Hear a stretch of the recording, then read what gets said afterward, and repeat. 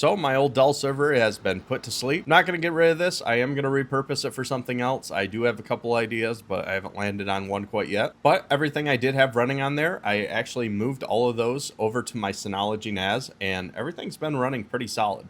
I was going to move it all to the container manager on Synology, but that is limited and it doesn't allow all the different networking types that you can allow in Docker. I ended up just spinning up a virtual machine and just installing Docker on there and running everything on there that I was currently running before. I was able to set up my sub interfaces on there so I can run some of my Docker containers on a different VLAN. And for Pi-hole, I ended up setting up a different virtual machine that's running Diet Pi.